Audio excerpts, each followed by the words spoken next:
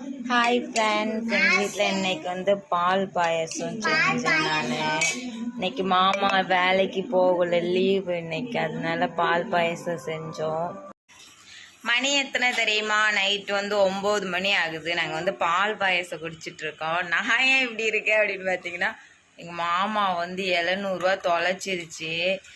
எப்படியும் எண்ணும் போது எங்கேயோ கடையில் கொடுக்கும்போது மிஸ் ஆயிடுச்சு போல். ரொம்ப ஃபீல் ஆகிட்டோம் நாங்கள் எல்லாரும். அதான் பால் பாயசம் குடிச்சிட்ருக்கோம். ஏன்னா நீங்கள் காசு தொலைச்சாலும் பால் பாயசம் குடிச்சு கொண்டாடுவீங்களா அப்படின்னு கேட்பீங்க. இது ரொம்ப ஃபீல் ஆயிடுச்சு. ரொம்ப மனசு கஷ்டமாச்சு. பார்த்தீங்கன்னா அழுதுட்டேன் தெரியுமா. கஷ்டப்பட்டு மாமா சம்பாதிச்ச காசு எங்கேயும் மிஸ் பண்ணிடுச்சு டென்ஷனில்.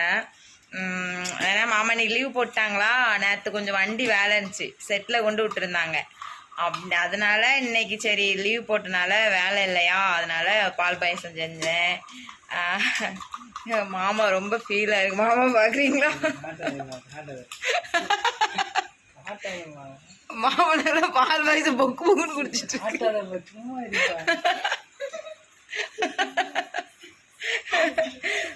ஐயோ மாமா பாவம். மாமாவோட நான் தான் பாவம். மாமா வந்து உடுப்ப ஏதாச்சும் மிஸ் ஆயிருக்கோம் அப்படி சொல்லிச்சு. இருந்தாலும் மாமா கஷ்டப்பட்டு வேலை பார்க்குதுல, பாவம் தானே. சரி, அப்புறம் நீங்கள் எல்லோரும் பால் பாயசம் குடிக்குவாங்க. மாமாவுக்கு வந்து நிறைய முந்திரி போட்டு செஞ்சுருக்கேன். ஏன்னா மாமா வந்து பாவம்ல ரொம்ப ஃபீல் ஆயிடுச்சு, அதனால தான். நாங்கள் வந்து இப்போ வந்து சிங்கப்பெண்ணை சீரியல் பார்த்துட்ருக்கேன்.